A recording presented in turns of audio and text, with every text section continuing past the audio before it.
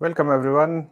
I hope everyone is enjoying a sunny Sunday. Hopefully, it's a little good, great sun out here today in UK. So I hope everyone is enjoying the same thing at the other places too. As a icebreaker question, I want to ask you all about what you have spent your time into movie theater. Let me share screen and we'll quickly get started. But hopefully everyone would be having a good time and having some great things to do over the weekend. Obviously, learning comes as part of it, but yeah, any other things hopefully you would be enjoying. So let me quickly share screen and ask you a question about last movie you watched in theater. What you have watched in theater, let me know. I'll talk about what I have seen, and I want to hear from people like what they are indulging right now or what they are enjoying in theaters. While we do this, let me introduce you to the team here. So we have Prasad, then we have Kavya. Kavya is here, and then we also have Shashank. And Shashank is now here to help us out today. He would be delivering the session, and we have Parna also with us. So keep your questions coming into the chat, and we will respond there. Shouldn't be an issue, and we would have probably a nice way to get started. So thank you everyone, and we will quickly get started. Let me read the comment, and let me ask all of the people here. Prasad, what was the last movie you watched? Oh man, it's been a while. I've been watching a lot of Netflix, like Ah, the. Netflix doesn't count as a movie. It's been a while, Ashish. I've been to theater. In fact, I'm in India. I should try and see if I can go to a theater and Yeah, go to yeah, a cinema that's hall and thing. yeah. But the last one How I about you, saw Kavya? was Cobra Okay, Kai. sorry. Uh, Oppenheimer, that's a no Cobra Kai. That's a series. Cobra It's Kai. Oh wow, yeah. that's good one. Okay, how about you, Kavya?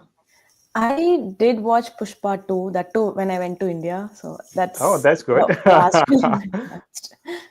I like it.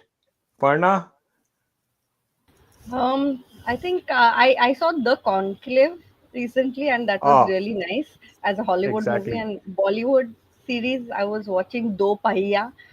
For people who are not from India, Do Pahiya is the Two synonym wheeler. for a bike. So that was really interesting as well.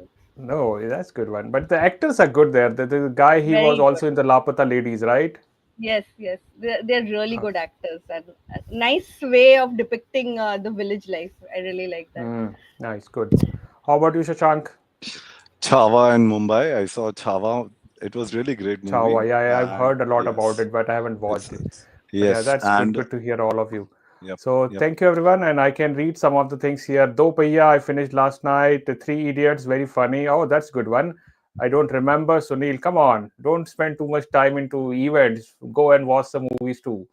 Gladiator 2, re-release of Inception. Has it been re-released? I'm not sure, Anil. What do you mean the Inception with Leonardo DiCaprio? If it has been re-released, I would obviously want to go for Moana 2. That's a nice one. The Diplomat. Oh, that's a good one too. UI is good. Oppenheimer, obviously nice one. Chava. Thanks everyone. And let's quickly get started. I'll share mine also. I also watched the same movie which Parna talked about. So I spent my time in watching Conclave. I somehow thought it is not a good movie, but it ended up it's a really nice movie. So if you are like little bit of uh, slow movies, I would say go and watch it. There's no action, but yeah, it's an interesting way of depicting how things happen behind the scene when a pope gets elected. So really nice insight on the things. Okay, everyone, we'll get started. And I'll remove everyone from the stage, but I'll add again when the need comes. And then please keep on sharing questions and we will answer them into chat. So let's get started. And we will be focusing today, this 22nd March, and can't believe it is week 6 already. So we'll be focusing on securing your code with Amazon Q Developer. I'll talk a little bit on Amazon Q and let Shashank help you with the workshop. And at the end, I forgot to add you here, sorry, Parna, but Parna would also have a quiz where you should be able to test some of your learnings. And then we would have, as a part of behavioral track, what is the role of a bar raiser in AWS SA Interview? So we would have Omar. He is a bar raiser in AWS. And what is a bar raiser? We will talk about it and what kind of preparation you could do. We should be able to talk Omar in detail about it. So let's get started here. Okay. So first thing I want to talk about here today is securing your code with Amazon Q Developer. We are focusing on Amazon Q Developer, but let's try to understand what is actually Amazon Q, where it fits in into generative AI stack. And we will obviously have a hands-on workshop where you should be able to play around and see things into action. So if I have to give you some basic definition of how this particular Amazon Q fits into the picture, I have to give you some more idea on how AWS has built the generative AI stack. Let's talk about that.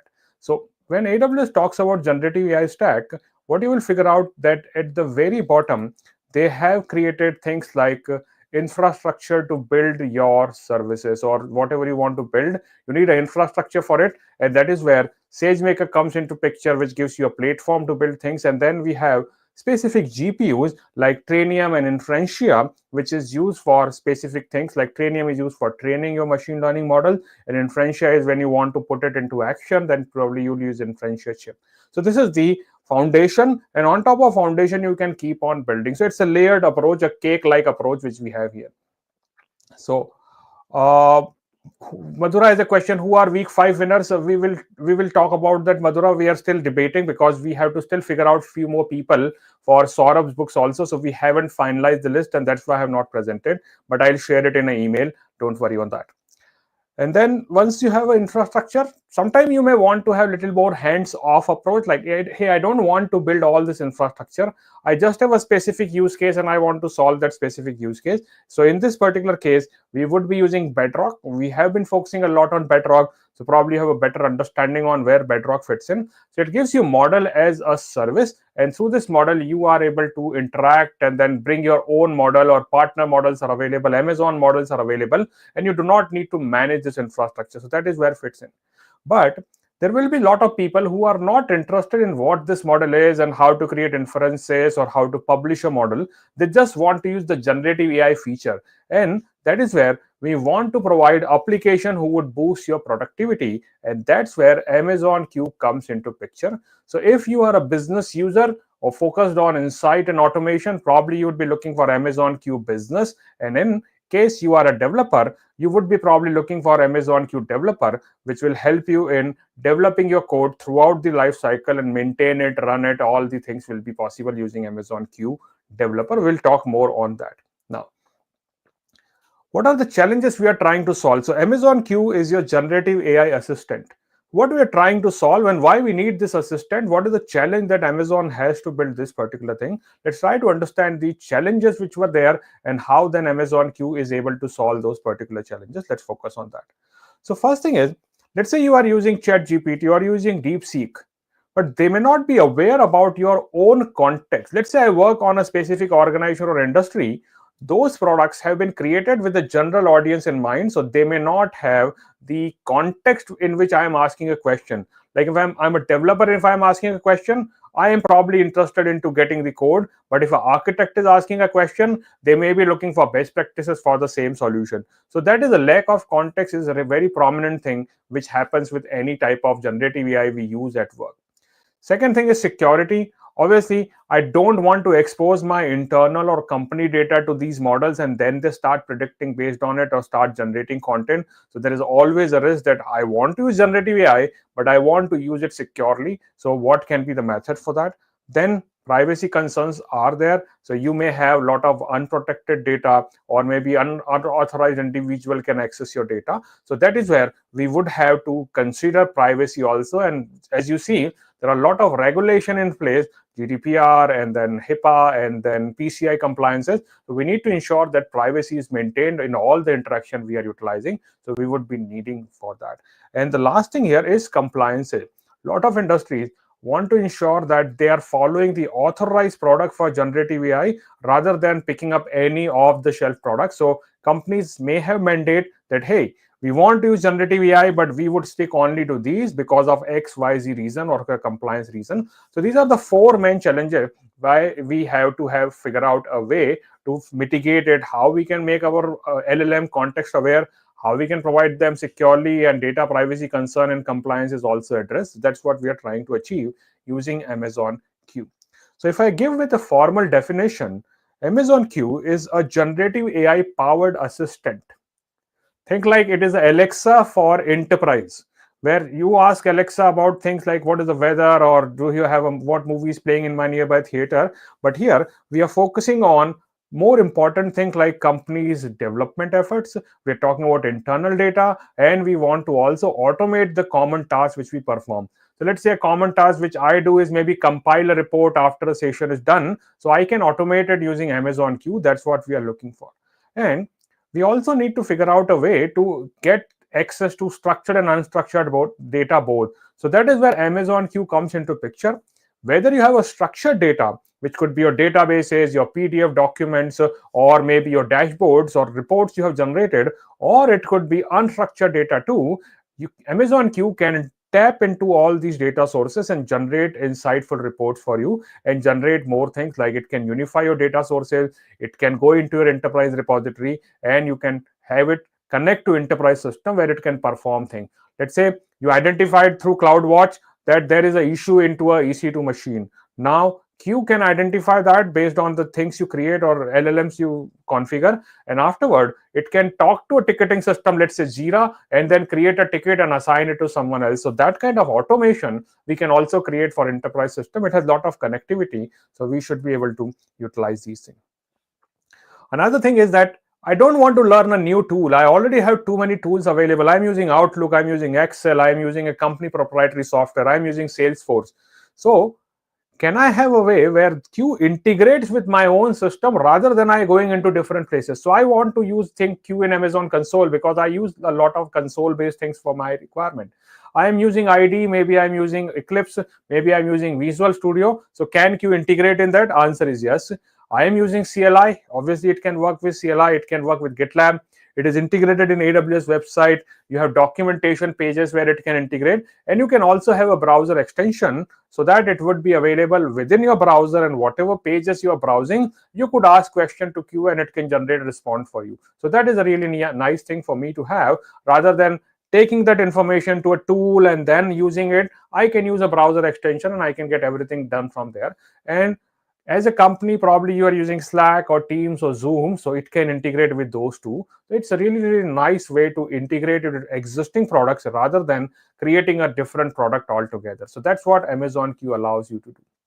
Now, what is inside Q? Because Q is a group of services, or it's a family of services, how I would call it. So the two main pillars of Amazon Q is Amazon Q Business and Amazon Q Developer. What is the difference between them? Difference is they are catering to needs of different persona. Like when you buy a car, you can buy a sports car or you can buy a family car. It is catering to the needs of different type of personas or people who are going to use it. Same thing applies here. If you are a employee and you are business analyst, probably Amazon Q Business would be more useful to you. But if you are a developer, maybe IT professional, you are a data scientist and you want to get insights from the data, probably that time Amazon Q Developer would be really, really useful for you. So these are the two personas which will be using Q Business and Q Developer. What kind of use cases we can leverage it for? So some use cases could be, let's say I want to create new content, I want to automate my complex workflow in my system, I want to take action across application, or I want to extract insight from a complicated report.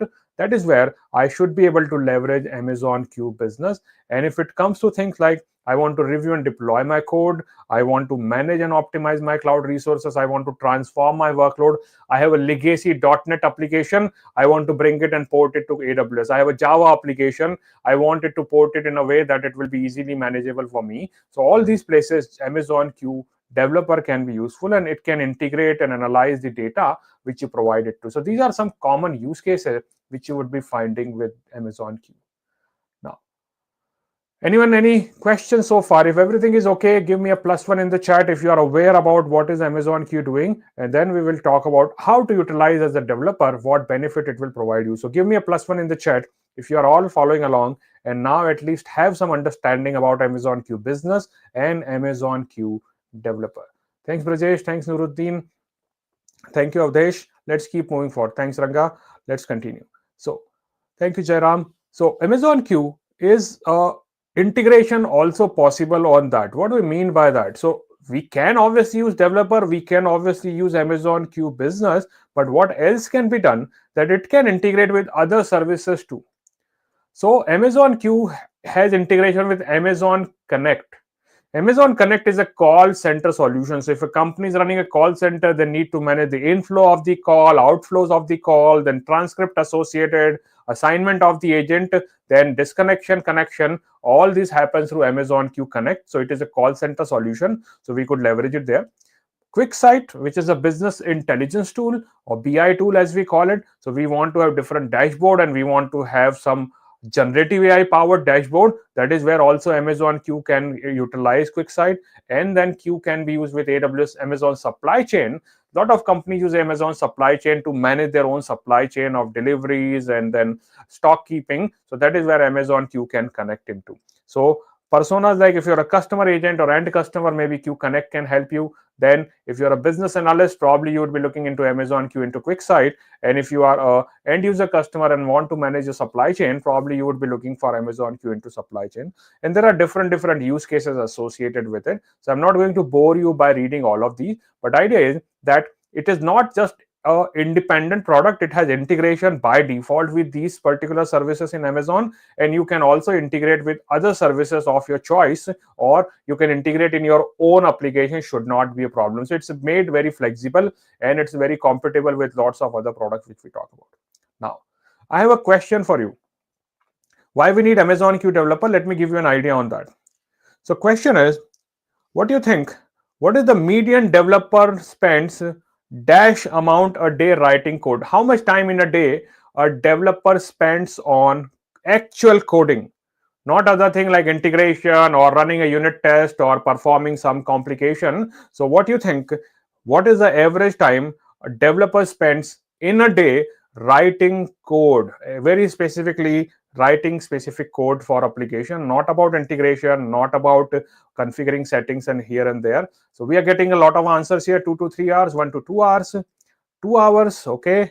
Any other person? Praveen Kumar Garg, 5 hours. Oh, if I am a CTO, I would be very happy if my developer can spend 5 hours or 4 hours in a day on writing specifically code. But expectation and reality is very far, and that's why we need tools like this. I was surprised too, and it is not a made up thing. I am quoting a report here.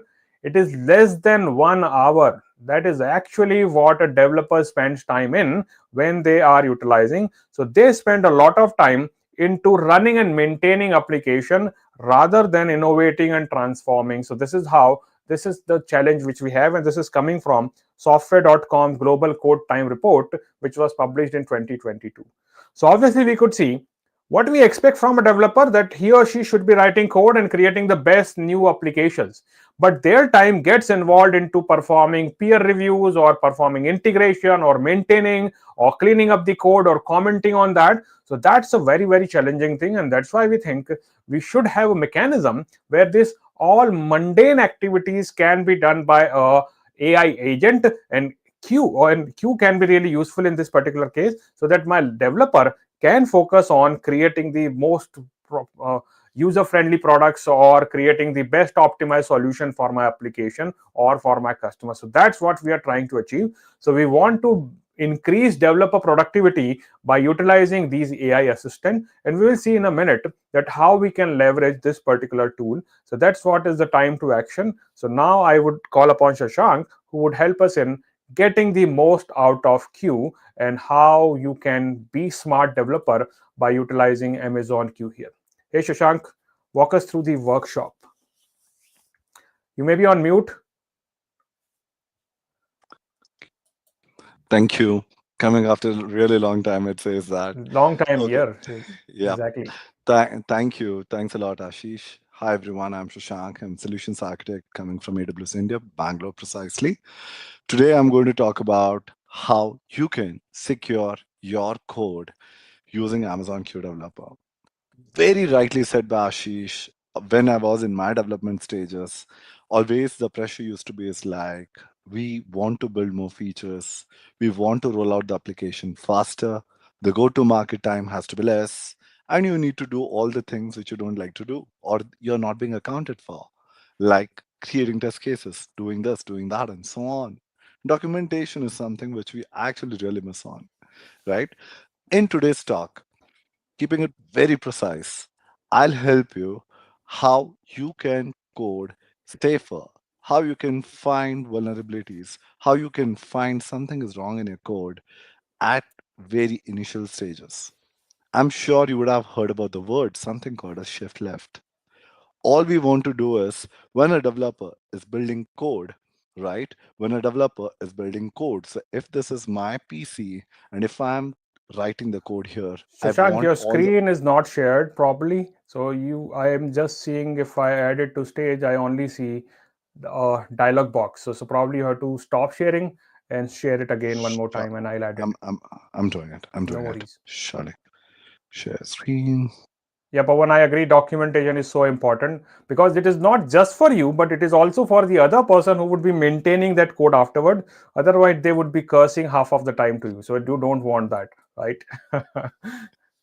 Go ahead. Okay. Is it working, Prasad? All good?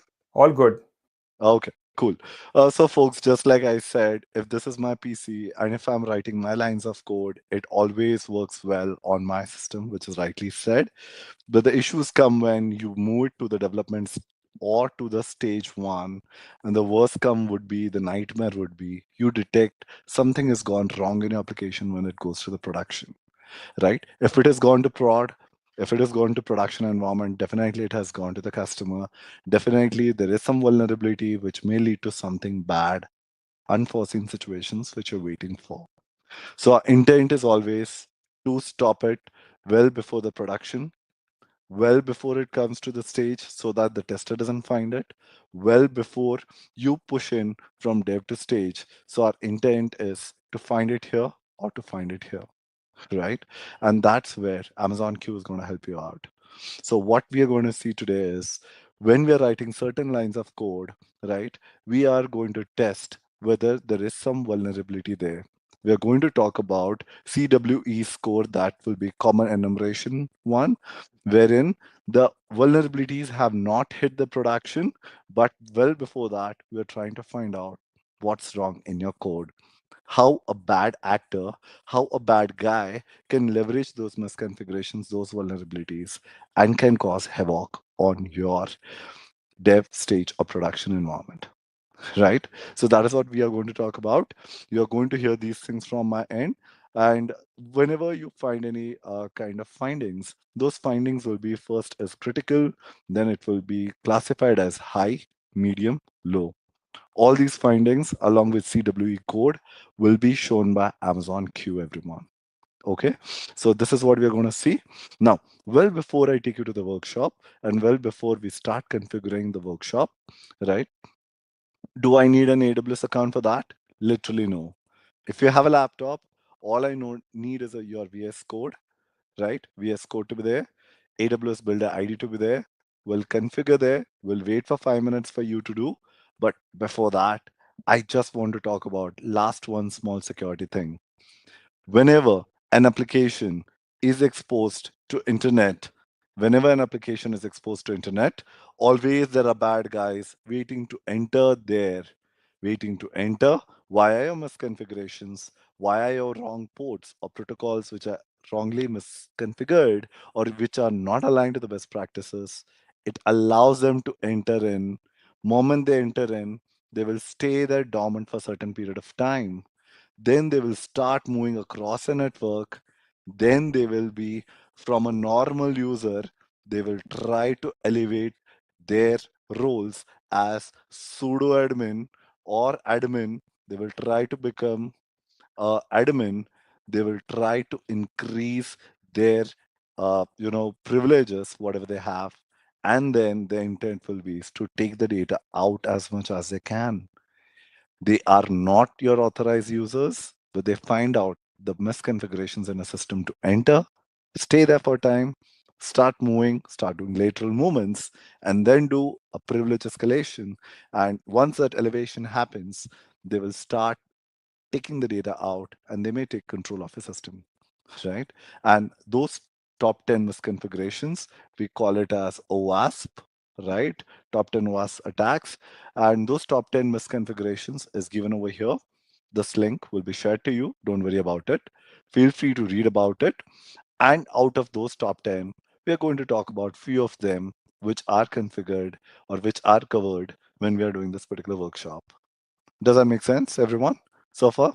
Right? So this is a theme which I'm setting up in so that you understand why are we doing this workshop, what Amazon Q developer can do for you, and are we in sync with the world outside, the vulnerabilities outside, the security risk outside? Definitely yes. Okay.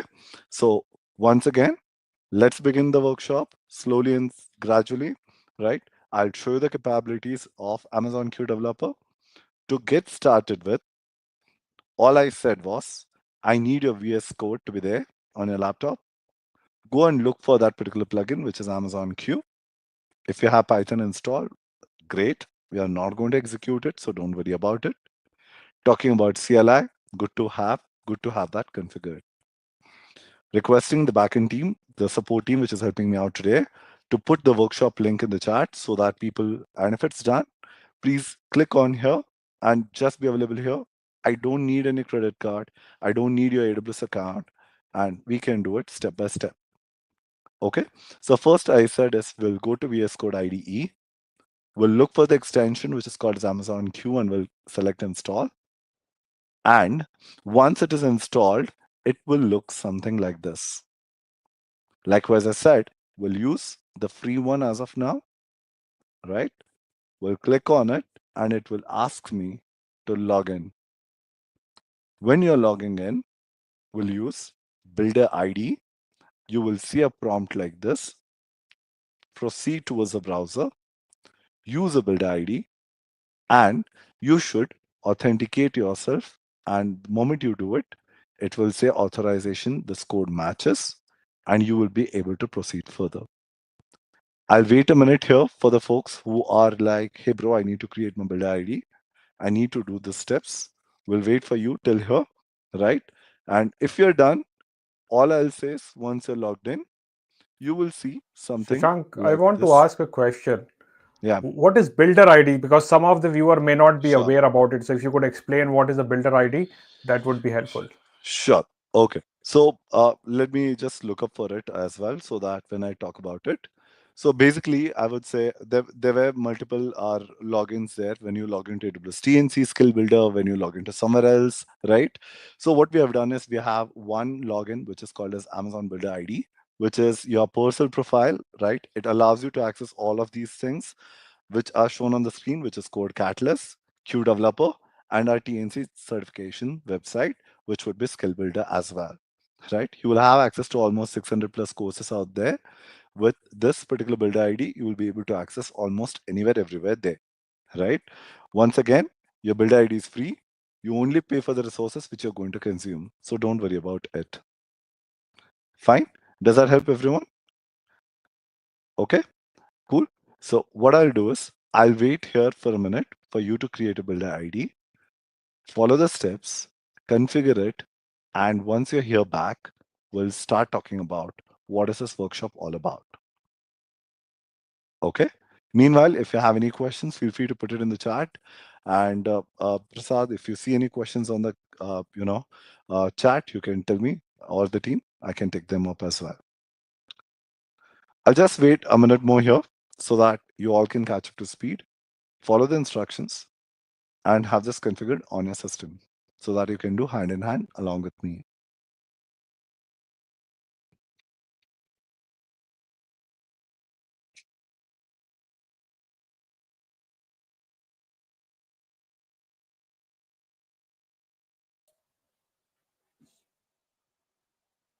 Shashank, I have a question here in chat Sure. which says if Sure. we already have Skill Builder, do we need to create again builder ID? No. Right? It's the very same builder ID you can leverage to log in here, and you can have your Amazon Q on your IDE. And one more is there from Raj Sure. Shekharan about is the Q developer free and will be charged for the AWS resources? Okay, so the Q developer is free. It's available in the free version as well, right? And you would be charged only for the resources you provision on your AWS account. So don't worry about the rest part. Is there a paid tier also in Amazon Q developer? Yes, there's a paid tier also available on Amazon Q, and this is precisely for bigger companies where you want Amazon Q to understand your lines of code, understand the code base you are sitting on, and then prompt and then generate code based on their existing code base. So at that time you can go for Amazon Q Pro version as well. Yeah. Makes sense. Good. Thank you. Yeah.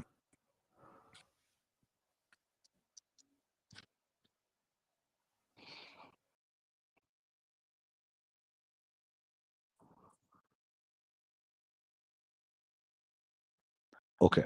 I'll If you have any other further questions, let us know. Else we'll get started with this particular workshop, everyone. Right? All you can do is just sit back and watch it out. It will help you understand what am I trying to talk about.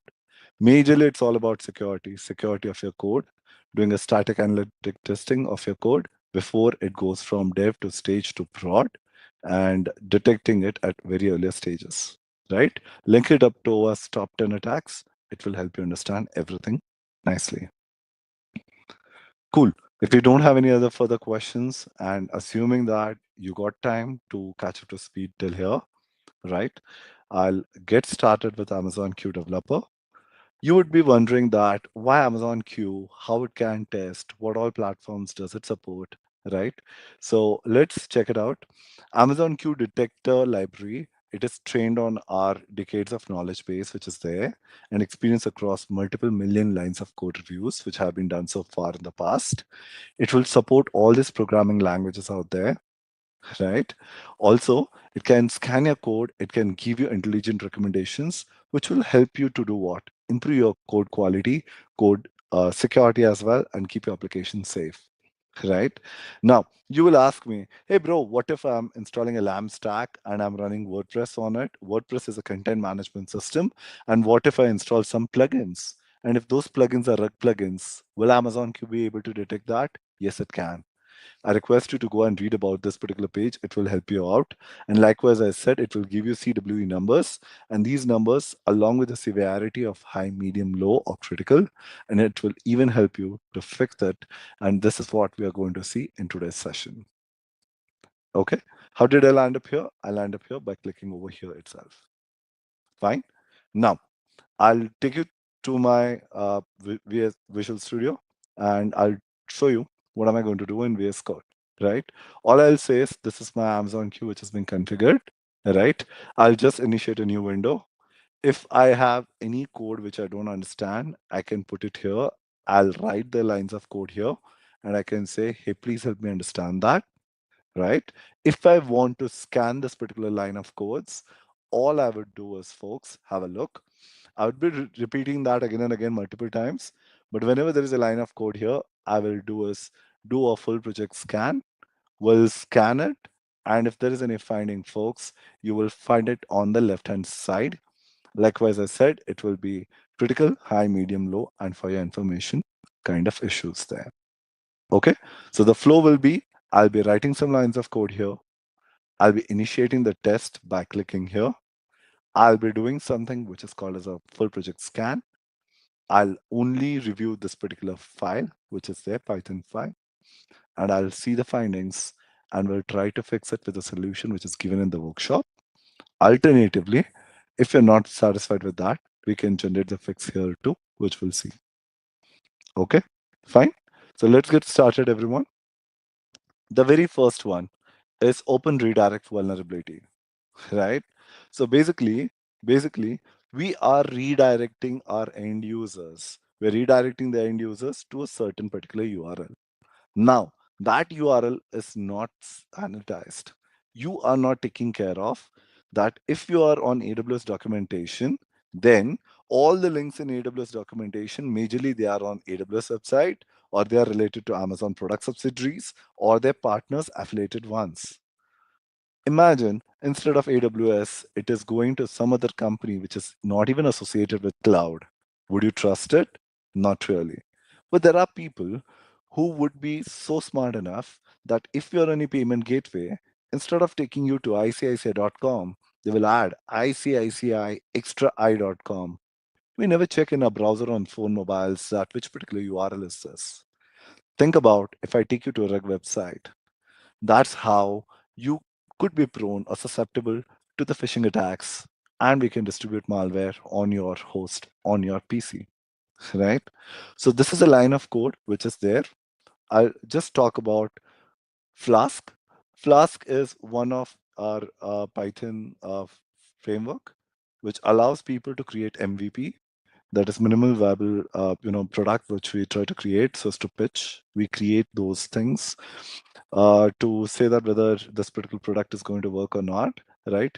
So we create a small application kind of thing using Flask very faster. Like all other frameworks, like all other programming languages, it is also susceptible to misconfigurations, wrong plugins, something which is not configured well, and it may lead to, like as I said, something bad on internet, right? And you lose customers' trust. So as of now, what we are seeing is right now, there's a function which is called as redirect URL non-compliant, right? We are routing the URL, but we are not checking. We are not checking whether it is sanitized or not. See, the moment I clicked on it, what happened? I didn't even initiate a scan, folks, right? I didn't even initiate a scan. What did it say? It says, hey, bro, there's a URL redirection which is happening. Now I am like, let me click on it. So what it says, there is a CWE601, which says you are doing a URL redirection to an untrusted site. And what is the criticality? It is high. So what am I trying to say?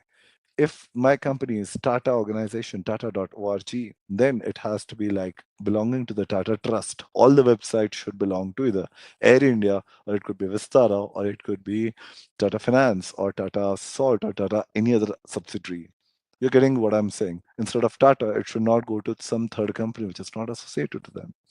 So what are we going to say? We are going to say, hey, generate a fix. But well before that, what we would do, we'll copy the solution which is given in the workshop first, right? Alternatively, I can show you can even generate a fix over here, and you can ask Amazon Q to generate the code for you, right? Okay. So what I'll do is we'll scroll down, right? I'll take this up, yep, and I'll paste it here. See now what happens. See now what happens. Went away, right? So basically, what are we doing here? What are we doing? We are doing is we are allowing the host that these domains are whitelisted ones and they're only allowed. So if there is a redirect URL which is including that tata.org or subdomain.tata.org, you would allow that, right? So ideally, you should do these things. And that is what we are trying to say. Okay, but what we wanted to show you was if your developer has written this lines of code, or you being a developer, you have written this lines of code and you're not aware of what does this mean, Amazon Q is going to help you out. Like once again, I'm showing you, I wrote this and it understood that there is a fix to be done. I can ask it to generate a fix for me, right? So rather than taking the solution from the workshop, I can ask it to generate for me and it will write the lines of code for me. Okay, let's have a look, see it in action. And I'm going to repeat this for all those steps which are mentioned on the left-hand side.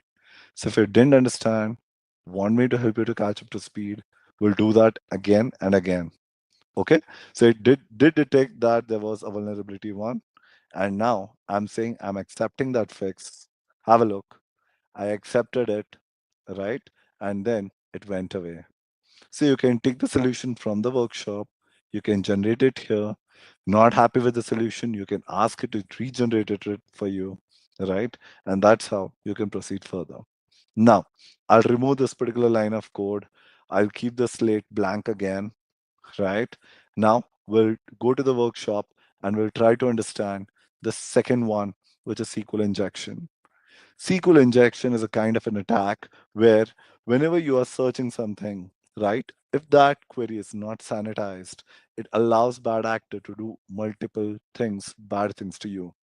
All I'm trying to say is if this is login to amazon.in, and when you are entering your email over here and your password here, when I'm not checking whether it is xyz at the rate xyz.com, right? If I'm not checking that email is in this particular format, if you are not running regular expressions to check that it's not an email, and if you allow me to run some lines of code over here bad code here, right?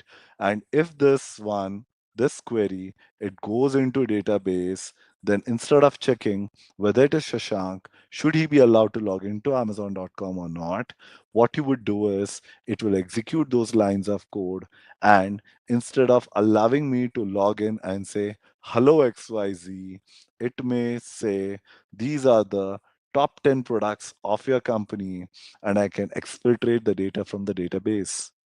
So hope you got to know what am I trying to say. Instead of you logging in and saying that, hey, XYZ, welcome home, this is a dashboard, I could have run some bad amount of code here, which could have led to execution of that code on the database. And they could have exfiltrated data from me, even if they are not authorized to do that. So just think how easy it is for me to launch a new brand if I'm into apparel and if I'm able to find top 10 SKUs which are doing good on Amazon.in, and I launch a new brand just matching the same things and fighting against a compete. Right? It would be very easy to launch a new business, right? So all we want to tell you is whenever you are taking inputs from the customer, please sanitize those inputs and ensure that whenever you're firing the queries to the database, it's with the sanitized, parameters which are there, and you know what you're doing with the database there, right? And that is what SQL injection is all about. I tried my level best to help you understand that, right? In this particular one, what we are going to do is when we are logging in, we want to find out from users whether is Shashank there in the database or not. But there, we are allowing some bad code to run. So let's see this. I've emptied Shashank, my Python. just one Yeah, suggestion. When you yeah, show that particular screen, that is little zoomed in.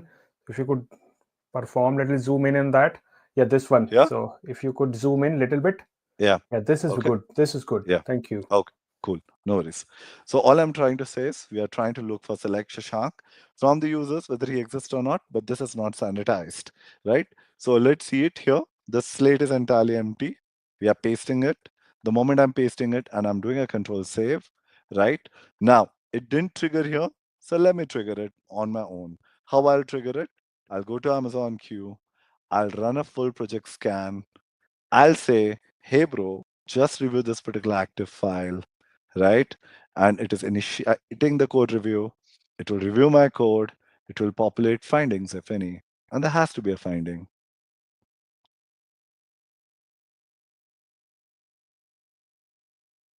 Yep. So it's able to identify that error handling is not done, which is critical, right? And second is CWE89, which is about SQL injection, would happen, right? What did I say? That if it is not sanitized, definitely bad things are going to happen. It will give you a link where you can go and read about it and you can dive deep further. Coming back here, I'm accepting the fix here by generating it, generate the fix. I'll accept it and I'll resolve everything to 0. That's my target, right? Again, whatever snippet which is given in a workshop possibly could be different. And here it could be different. If you're not happy with this fix, you can say generate it again, right? And if you're like, hey bro, what is this happening with me? I don't understand Python. I want line by line explanation. You can ask it here to do it, okay? By hitting the button explain. Now, I'm accepting the fix. And if you're not happy with it, right, you can say regenerate the fix. So I'm accepting fix. All counts go down to 0. For this, it's saying naming convention, right? This is coming from my application. So all I want to say is I sanitize whatever input I'm giving in and ensuring that only this particular query is going to run, right? And that's how the code got fixed and you are safe from SQL injections happening on your website. Cool. Okay. I'll clear it up once again. And this is what we are going to repeat for furthermore. Yep. Now I'll go to improper privilege management. All I want to tell you is remember about the time when I said I came to your website as a normal user, but I started looking for some bad configurations, which allows me to become a pseudo admin, which means I'm not admin, but I become an admin, which means I am increasing my privileges and then I am going to take over your system and run some malicious lines of code. And this is bad thing to do. So basically, in your laptop, you always log in as user and you never log in as admin, right? You never log in as admin for day-to-day purpose. The similar in this particular example, what is happening is in your lines of code, there is something which is written as root. You're using it as a sudo user, root user, right? And I don't want to let that happen. So what I will do is I'll create a new user, which is user 4. User 4 has only that much permissions which is needed for lines of code or which is needed for business purpose, which means in Amazon, we call it as principle of least privilege, which means give this user number 4 only that much permission which is needed to do the business purpose, business task. For example, in a bank, I'm a cashier, I can count the notes, but I cannot be a branch manager in one night by giving a bank exam and have access to everything in the bank, right? That doesn't ever happen. If things like that happen, alarms should ring into a system. And this is what I'm referring to. Okay, so we are going to create a user 4 instead of root, and we are going to use a small user with limited permissions so as to do our day-to-day business. And that is what is happening in this particular one. So I'm pasting this particular code here. There's a function here which is non-compliant. It says import OS root 0. We are using root user to do certain things. I'm saving it. And now I am going to run a scan, right? So I'll run a scan. So it will be full project scan. In that, I'll say only review this active file. It will definitely say you're using a root user, which is not a good thing. So we'll use a standard user to do that particular task. And we'll even see what is the code which is given in the workshop, right? So see, it says improper privilege management. So I'll go here. It shows CV, it shows everything. I'm generating the fix and I'll accept it here. And at the same time, we'll try out the test lines which are given there below in the workshop.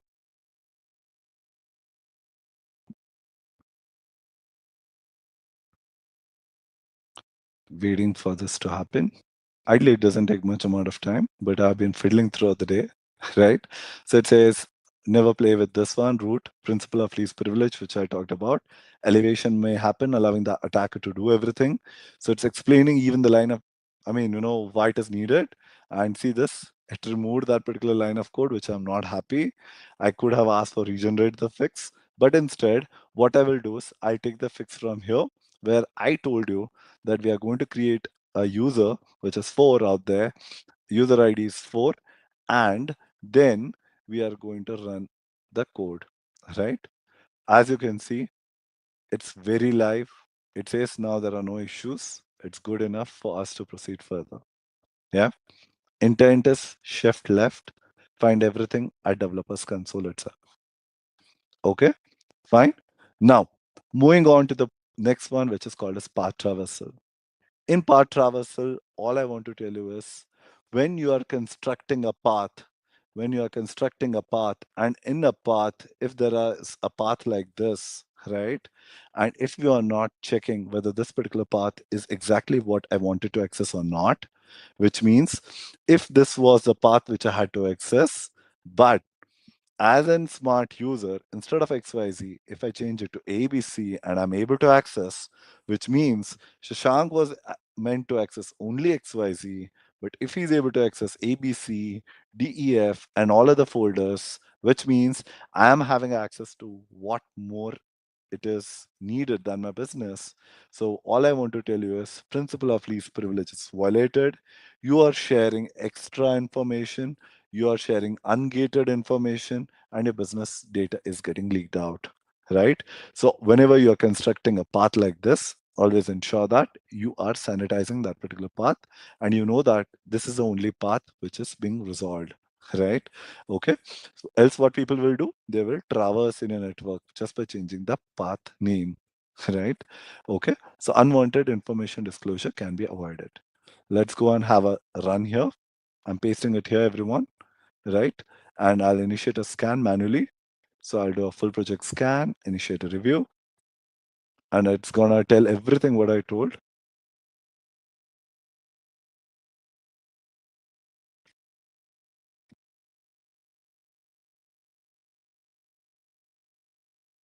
Okay, it says, see, inadequate error handling, right? And part traversal is happening. So I'm like, hey, bro, help me fix it. So it will fix it for me, and it will try to fix both of them findings together. So I don't have to go one by one.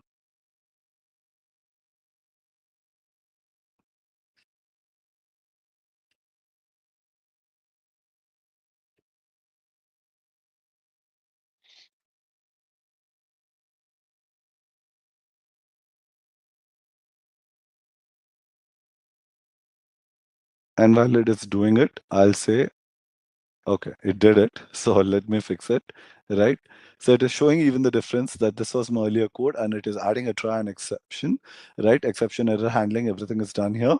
So it's doing it, open the file path, file close, and handling the error handling here, right? In case of error, it will print it out, right? So this is the one which is what we were expected to do. And let's go and check the solution which they have given as well. So here what they have done is, here, instead of this particular one, what they have done is they have even added the trusted path. So basically, I was expecting this particular path, right? And these are the paths which are allowed. So that also you can do. You can predefine these are the paths only which are allowed. And if the user is trying to access anything except that, throw error to them, right? Okay. So likewise, I'm telling you, solutions which are given in the workshop may differ perfectly fine. All you have to say is it helps your business needs, and at the same time, this count is zero or as less lows as you have, right? Okay, now I'm clearing this once again. I'll proceed further, everyone. Hope it's going well for you, right? The last two, I promise, and then I'll show you one small POC what I've done out of this workshop and how it is helping me out. Now, OS command injection. OS command injection, what did I say?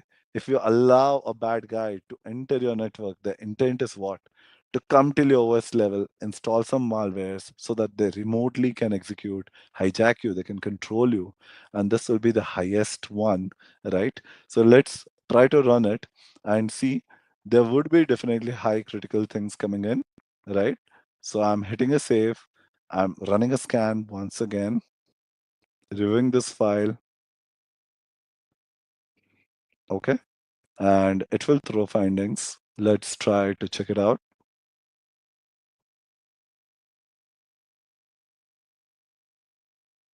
Yep. See this? Right? So inadequate error handling is done. Okay, perfectly fine. Right? Address is not sanitized. Enumeration can be done. Uh, Talking in terms of what it says, SSH connection is not closed, right? Resource leak may happen. Worst command injection is happening, right? So I'm allowing bad actors to do everything with me.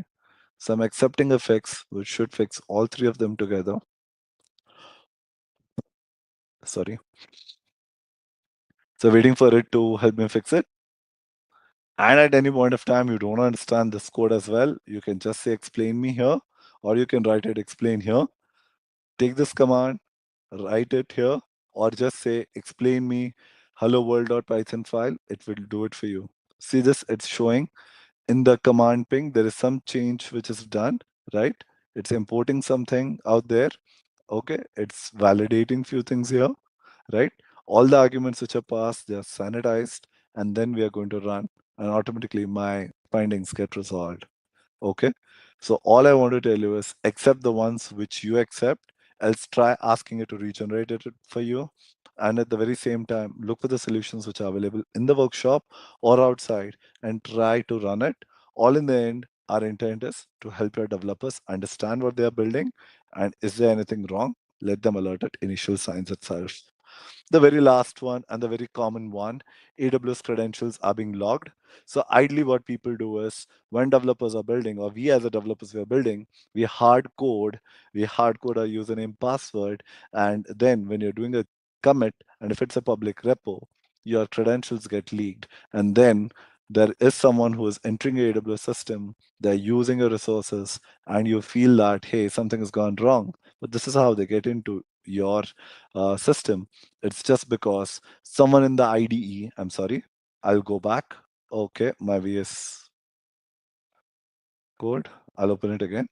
All I want to say is some developer or someone, because of lack of knowledge or because of, saying that, hey, this is a dev environment, it's okay to hardcore, and then push it to stage, not getting caught in your reviews and then going to prod, it is gonna, trouble you big time. So all I want to say is, if you have access key, secret key, which is put up here, try to keep them safe, never ever hardcode them, right? Encrypt if needed. So what we are going to do is, we are going to run Amazon Q once again. We are going to ask it, is there any findings available, right? So we'll do a quick scan. We'll review this file. Yep. And it will say, hey, bro, there's something wrong there.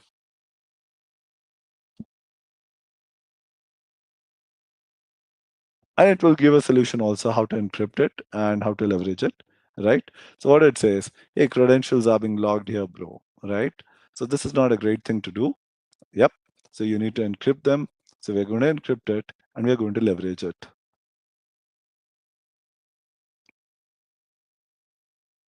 This one was the very last one. And after that, I'll just show you a small demo about, you would be like, hey, bro, this is okay for a few lines of code. What if I have a big project, right? Okay. So generate the fix for this too. Did it generate? Did I accept? No, not yet. So let's do it. Something is happening here. Okay.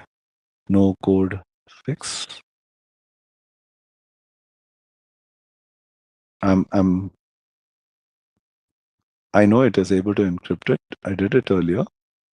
So let's give it a try. Yeah. Else we'll take the solution which is coming in. Okay. No worries. It's not able to generate for me, which is perfectly fine. I'll take it from here. Okay. We'll take it from here and we'll put the fix here. Go away. Okay. I'll paste it here. Findings went away, right? And it's running up and fine. Cool. Now, I'll close this particular file. We are done with the part of the workshop, what we wanted to see, right? Just give me a second. Okay.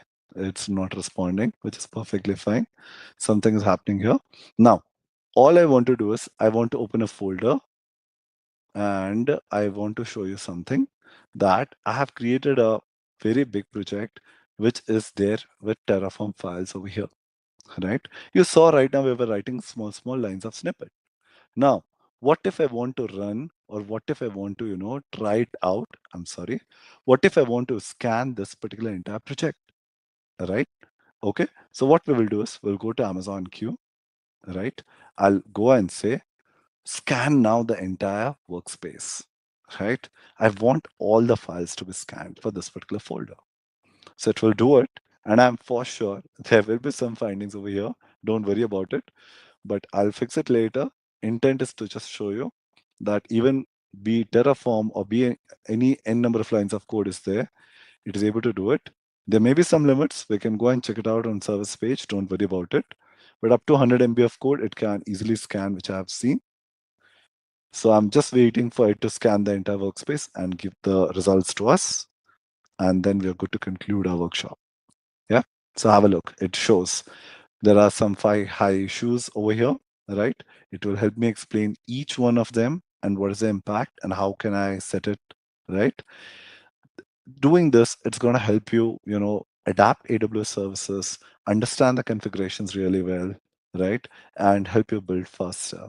Along with the fix, regenerate fix, explain, it is going to help you out how to, decipher what those suggestions are and adapt those suggestions also faster, right? Entire documentation is right over here, folks, along with the links so that it says that it's not hallucinating and I'm referring to this particular link and so on, right? Okay. So see this along with the sources it's giving. What more we want? Yeah. So it's showing me all high, along with that medium issues. And with this, that's it from my end. It was all over. We have covered all of them, right? So go and try it out and try to use Amazon Q in your DevOps pipeline, which I meant is that you can include it in your IDE so that before you enter the pipeline, you can shift it here on the left and use this as a companion. Yeah, I hope this helps. Over to you, Ashish. That's great use cases. Means, yeah, there was some question which you answered already, like, can I do a repository scan? So yes, we can do it. There's a question about how I integrate it in my SDLC. So this is what you're showing. Can we do it in CI/CD pipeline? Obviously, yes, there are. See, all of these things are API driven things, right? So if you are having a queue service, you're integrating with it, you're basically invoking an API. So if it can be invoked as an API, obviously I can code for it, should not be an issue. So there are lots of things. And what we focused, Shashank, today was just was the security aspect of it. But there can be many things which Amazon Q can help you. So don't think that this is the only possibility. There are multiple things which you could leverage and get started from that. So limitless possibility. And this is a service which is going through a lot of changes also, in the sense a lot of new features are being added, like integration with other systems and then more ID support. So that is evolving service. Hopefully everyone should be able to get the most out of it. Thank you, Shashank, and I hope everyone has enjoyed. And if you have any suggestions, any requests, feel free to put them into chat, and Shashank would look into it and respond back. But all the code is into the workshop link. Just follow the link and you should be all good. You need a builder ID. You do not need an AWS account. So if you're shying away from doing all of the workshop, at least you can try this one, because you do not need any AWS account for that. Good. Thank you, Shashank. And now it's time for us to talk about the behavioral track. And for that, I would ask Prasad to be here. And we already have our guest, Omar, with us. And let's get started with this. So, Omar, welcome and happy to have you here. Thank you, Ashish. Great to be here. Thank you, Ashish, and thank you, Shashank, for the workshop. Nice I workshop. learned a lot. Yeah. So yeah, Omar, switching gears. You are based in Dubai, isn't it? I was based in Dubai. I just came to HQ2 yesterday, so a bit jet lagged, but come all on. good. You must be missing the sun there, isn't it? Okay, I'll let Prasad and Omar talk, and I'll be coming back on the question side. Thank you. Thank you, Ashish.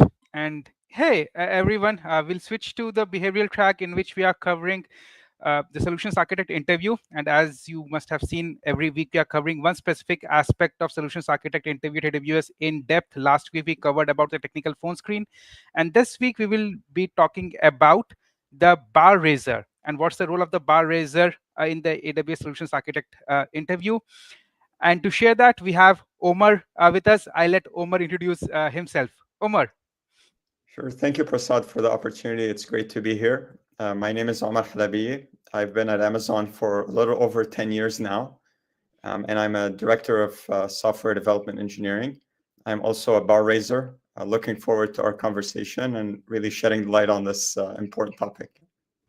Thank you, Omar, for taking time joining us on a Saturday. And I know you were moving countries, so Sure. It's been hectic schedule for you. Thank you for taking time. And anyone who is not following Omar, I'm sure you might be already, but in case if you're not following Omar on LinkedIn, please do. He shares a lot of leadership advice, and it helps me a lot to grow. So I'm sure it'll help everyone in our audience to grow.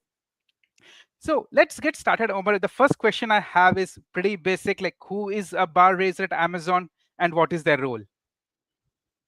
Yeah, so Prasad, essentially a bar raiser is an additional responsibility on top of your day-to-day job. So it's not a distinct role that somebody plays sort of in a job in itself. And essentially what they are as a bar raiser is really a seasoned Amazon interviewer who's gone above and beyond the basic training to become an interviewer at Amazon. So you undergo a lengthy training after being nominated and accepted into the bar raiser program. Obviously, they're passionate about hiring the best, and really serve as an objective advisor during the interview process to make sure that we're making the right long-term hiring decision for Amazon. Okay, so when you say this, they are making the right decision for the long term for Amazon. So what do they focus on in an interview? Like how does a bar raiser interview is different from other interviews? Sure. So the bar raiser essentially plays a role across the different aspects of the interview, and I'll kind of go through them in sequence. So the first one is even before the interview happens, how do we make sure that we're assessing the right competencies for the role that we're looking to hire within? So obviously the bar raiser plays a key role alongside the hiring manager, the recruiting team, and the rest of the team to make sure that we're setting up the interview for success in terms of what we're assessing, etc. So that's kind of a role that they play even before, you know, the candidate, let's say, shows up for the interview and whatnot. Once we've determined what is the form of that loop that we're conducting, at that point, the interviews get divided up into all the folks that will be interviewing, in some sense equally. And so in a way, from an interview perspective, there's nothing special about the bar raiser interview itself. It's one out of many interviews that happen that collectively provide the inputs for the final stage, which is essentially the debrief, where the bar raiser is really the facilitator of that conversation to bring in all the perspectives, the diverse perspectives from all the various interviews that have happened, and really drive the discussion in both an objective, meaningful, effective way to drive the right outcome in terms of making sure that whomever we're hiring for the role is 50% better than the existing folks that we have on the team.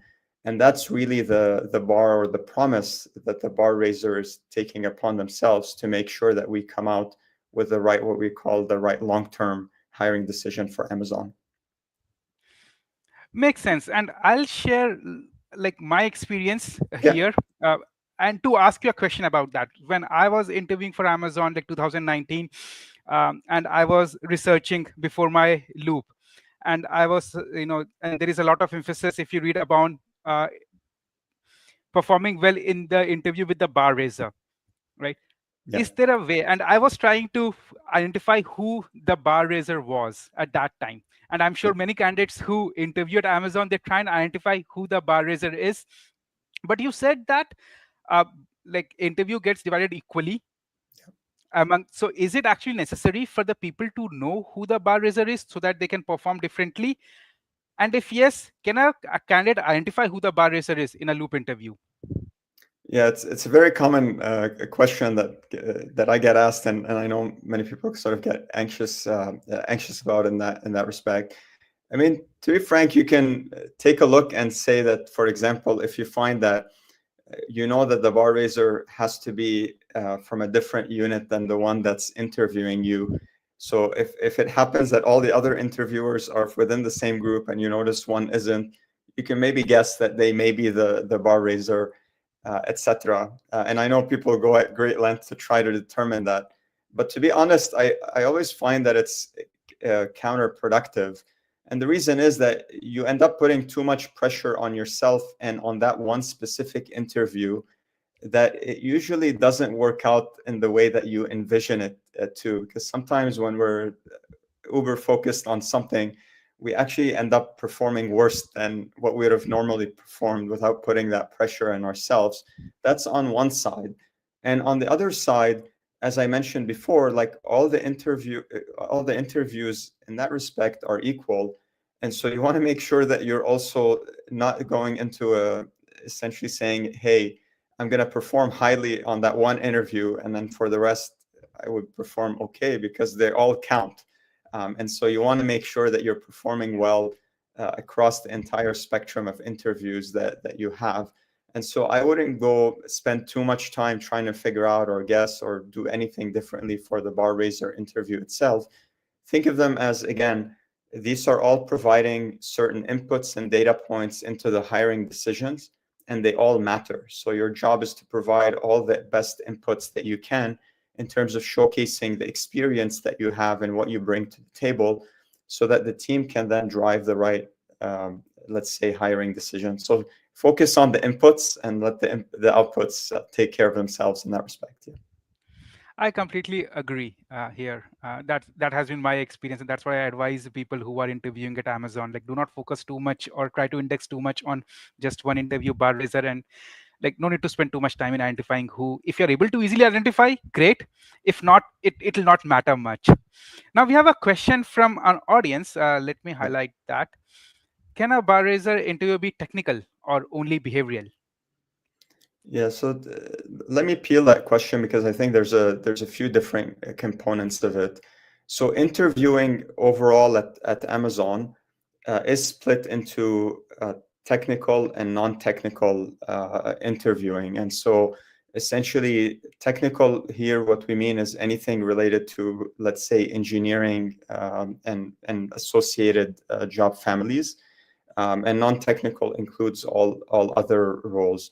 So obviously, technical folks who are experienced in technical interviewing can interview for non-technical roles. And so for me, for example, I could be interviewing for a program management candidate or a product management candidate who would be considered non-technical. But the reverse does not hold true because obviously, if you're assessing, let's say, a system design competency or whatnot, then you cannot have a non-tech interviewer do that. Although there are times and loops where, let's say, for example, we're interviewing for a technical program manager, like a TPM, you may have one of the interviewers be non-tech because they're taking on competencies that are more around, for example, stakeholder management, some behavioral aspect of the interview. So that is possible, but you would expect that the majority of the loop would be, let's say, for a technical role, would be coming from technical job families and technical interviewers. The bar raiser, if it's a technical role, has to be a technical bar raiser. So that when you go into the bar raiser program, there's again a bifurcation between technical and non-technical as well. So I hope that helps, but happy to take any follow-ups. I know it's kind of nuanced in that respect. Yeah. Yeah, I'll take a follow up on that. Like, Yeah. does the bar raiser interview differ for different roles? Like, for example, a software engineering role versus a solutions architect, or let's say a business development role. Like, how does the bar raiser interview would differ? Yeah. So it really depends on that split Prasad that I mentioned previously. Yeah. So when we as bar raiser hiring manager and the recruiting team kind of align on, okay, here's the list of competencies that we want to assess. And the competencies could be behavioral competencies. So these would be typically LPs.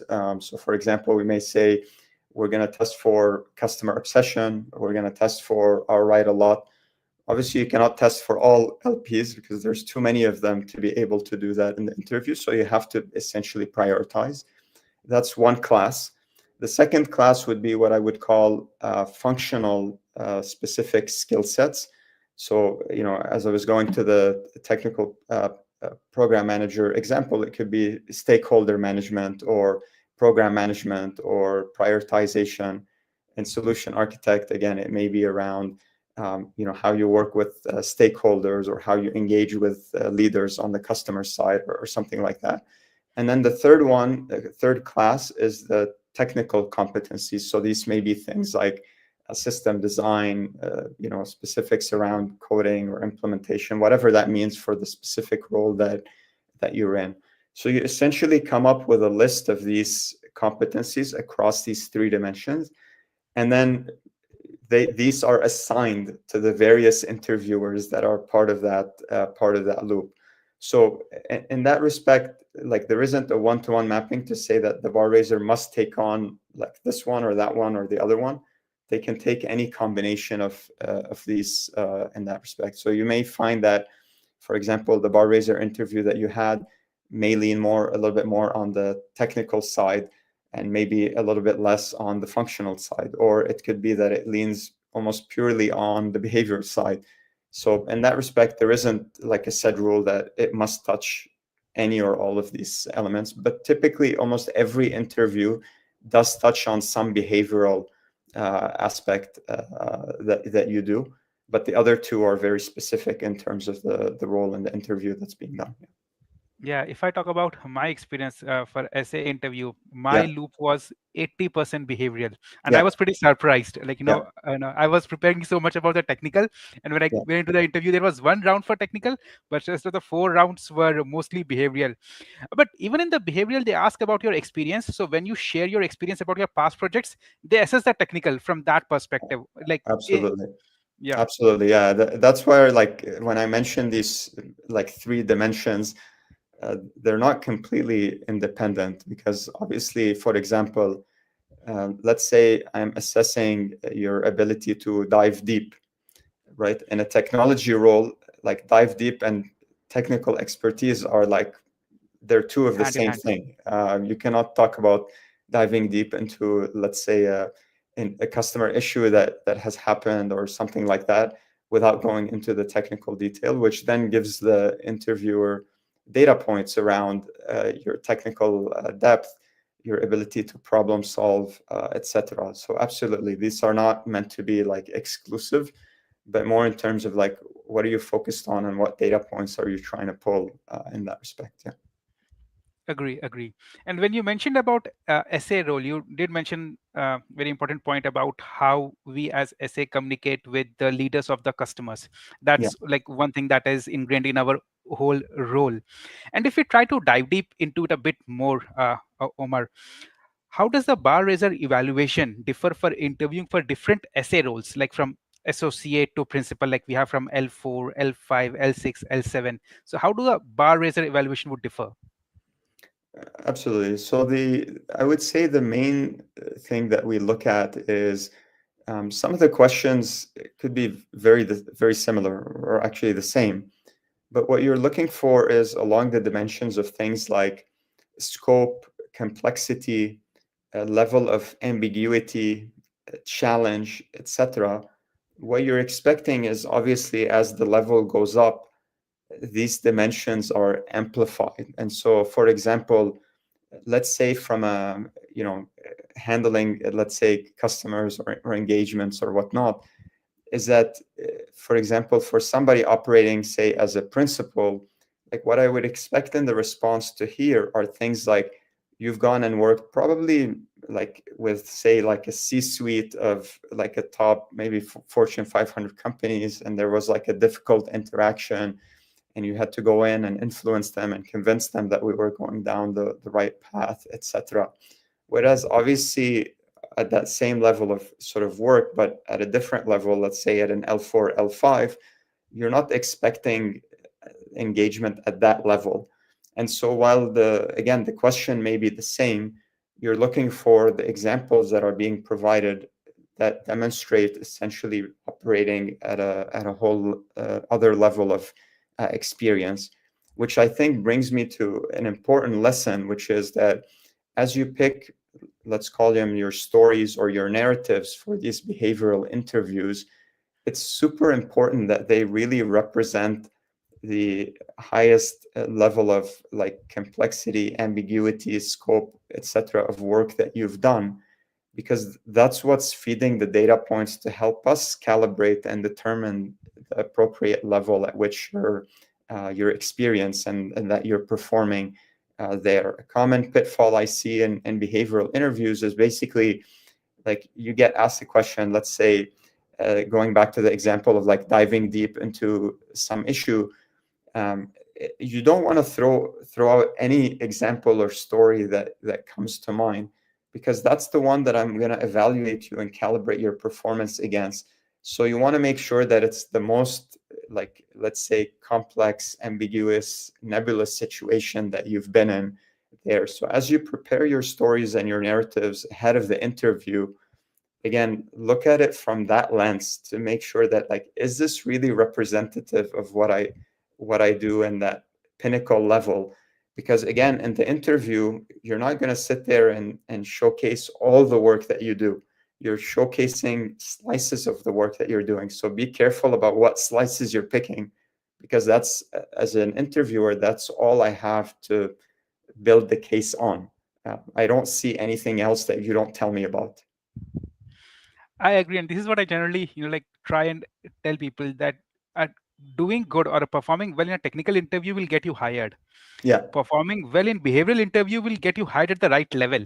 Because that's the way your seniority would be decided. Like, as you said, as an interviewer, I have that just 1 hour, whatever data points you would be providing us will be the one that we will be using to calibrate. And if you are not able to narrate it in the way that shows your seniority level, then probably that's where the down leveling happens, and the disappointment comes from some of the candidates that we have seen. Yeah, and again, the assessment of your performance in interview, like I stress this again, although at times it may sound too obvious, is that like we're not thinking about like what do you do day to day or what your current role or level is at the company that you're working in or what's written on your resume, etc. It's really about the examples that you share in the interview that determine the outcome of what decision gets made. So the litmus test I use is like walking out of an interview as an interviewee. I want to feel that collectively across all the interviews that I've had, I've really talked about my most impactful work. And so again, another litmus test is like if you walk out of the interview and 2 or 3 of the key marquee projects that you've done in your career, somehow you haven't talked about them, that's usually not a good indication. Like you want to make sure that the best work that you've done in your career, you've talked about them in your interviews and that they're being considered as part of your evaluation, whether to get an offer or, as you said, Prasad, to get an offer at the right level that you're expecting as well. Yeah. Great, thanks.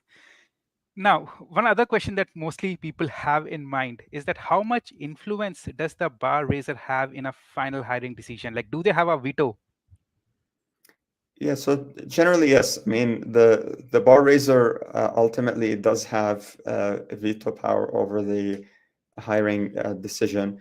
But generally, I would say like, in 99.9% of the cases and whatnot, is that as the bar raiser presents the right data points as to why they think the evaluation or the outcome is the way that collectively we've come to decide, like it comes out as everybody then starts to see the merit in terms of what's being presented versus this being like one party trying to force a decision on the others that they don't agree with there, right? So I would say that it's extremely rare that after hearing all the data points and presenting the cases, people walk away feeling like, hey, we haven't made the right decision. I think ultimately, as people look at all the data points that were presented and really think through it from an objective perspective, not just from their own view of the interview that they've done, but collectively across all the other interviews that we've done,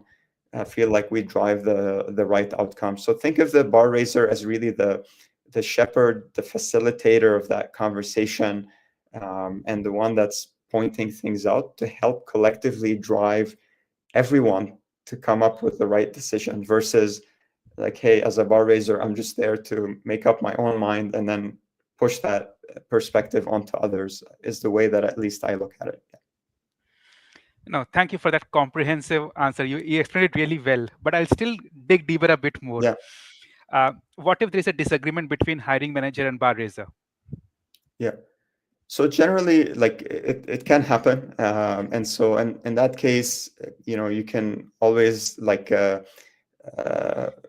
take it up at that point, even on a one-on-one basis, to talk to the hiring manager. But ultimately, the hiring manager also knows that eventually they have to disagree and commit with the decision that gets made in that respect. And usually, it's not that. Again, it could very well be that maybe in their mind, like they think that, hey, this candidate does deserve let's say the opportunity or the chance or whatnot. But I think where it comes down to from a judgment perspective, Prasad, is like, have we concretely seen enough data points that make us comfortable that we're making the right decision? So it's not so much as to like, have we seen anything wrong or whatnot? No, it's really about, have we seen enough material data points that we can look back to, because this needs to be an objective data-driven decision, as with anything else at Amazon, versus saying that, hey, this is a gut feel that we have about the situation there, and just making sure again that we're setting up both the company as well as the candidate for success. Great. No, thanks. And I have a very interesting question from the audience. I'll take it up. Yeah. What motivated you to become a bar raiser at Amazon? Could you share a memorable experience from your time as a bar raiser?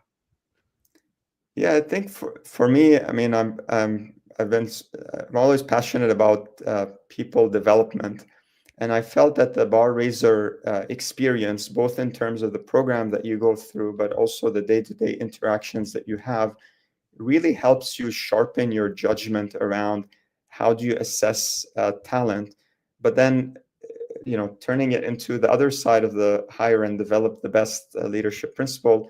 It's a key input to the develop the best LP, the rest of the LP, because when you have that strong judgment around talent and where the talent is and where it is that you want to take it, I think it really then helps you figure out that how do you spot gaps, and then how do you help people develop to close some of those gaps there. So I feel that my experience as a bar raiser has really helped me become a better people manager and people leader in that respect. So I find that that's really where kind of the passions stemmed. Is it's really a powerful tool in the people development, let's say, toolkit there.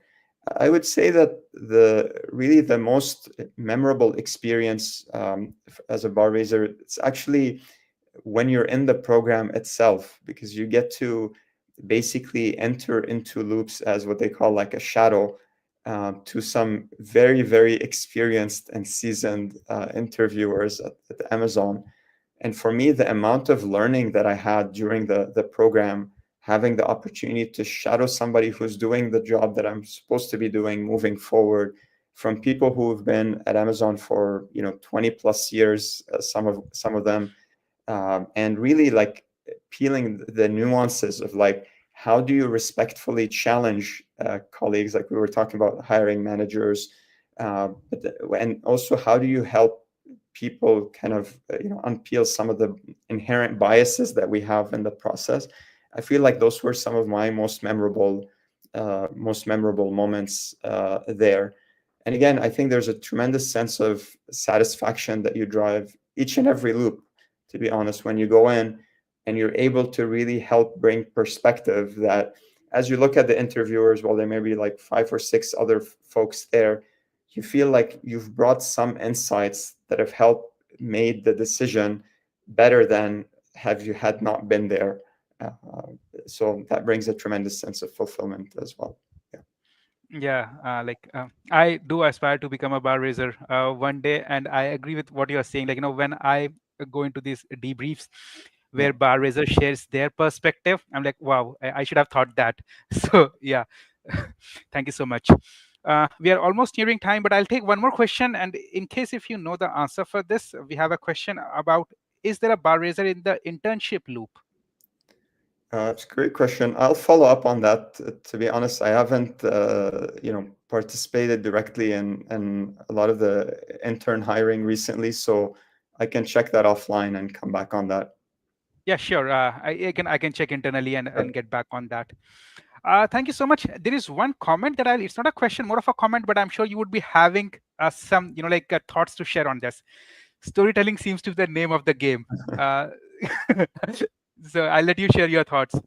Yeah, I think, listen, storytelling is supremely important. Obviously, there has to be substance. And so you can't, in some sense, like storytell, fake your way through it. But it's important because, going back, I think, Prasad, you raised that point around like crisp and clear communication is part of almost any role that we hire at, and becomes supremely important at higher and higher levels as well.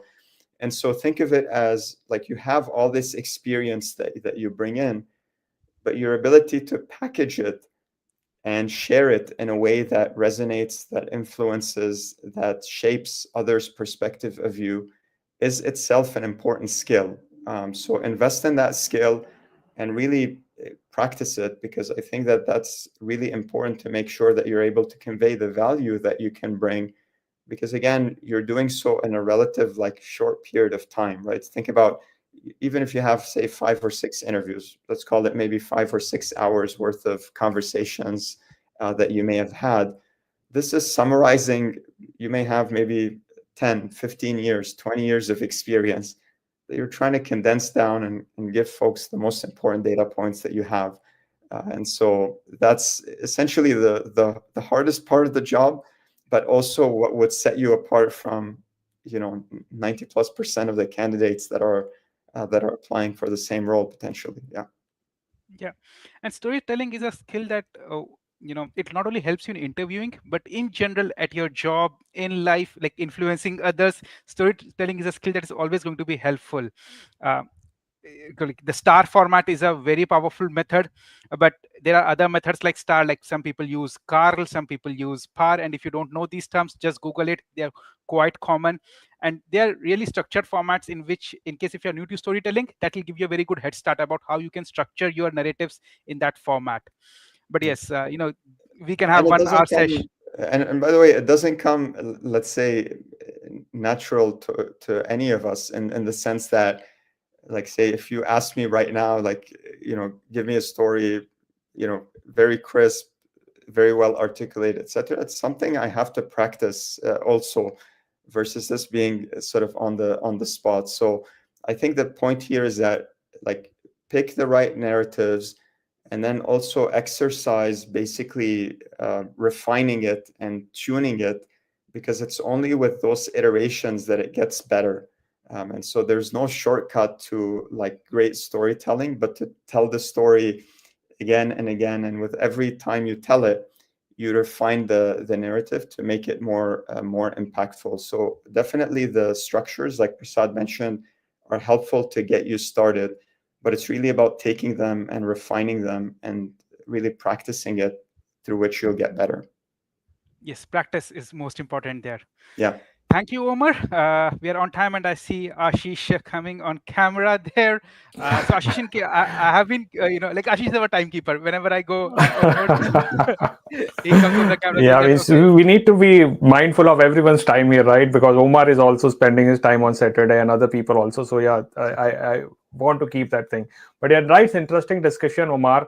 And yeah, bar raiser interviews are nothing complicated. It is a similar type of interview, but yeah, means they give a very specific perspective or a very different perspective to the hiring process. So it's good to have somebody who is like observately looking at the thing, like, because sometimes if a hiring manager thinks that, hey, I have to complete this project and I have to hire someone in fast, but yeah, if they have not done all the checks and balances, bar raiser is there to do the course correction. So that's a really nice process of Amazon hiring. Anyways, thank you, Omar. Thanks everyone, and thanks Prasad for asking question, and others also for asking question. I would request that if you like this particular thing or have understood some of the things from Omar, maybe subscribe to his channel, or sorry, connect to him on LinkedIn. He shares some really nice information. You could search for his name. If you find difficulty, let us know, and we would be happy to share some more detail. And as a next step, you complete the workshop, share your learning on the network, let us know what you learned from it. And you can also help others in understanding things in Discord channel. Spread word about BESA that, hey, you are attending this training and this was your learning from it.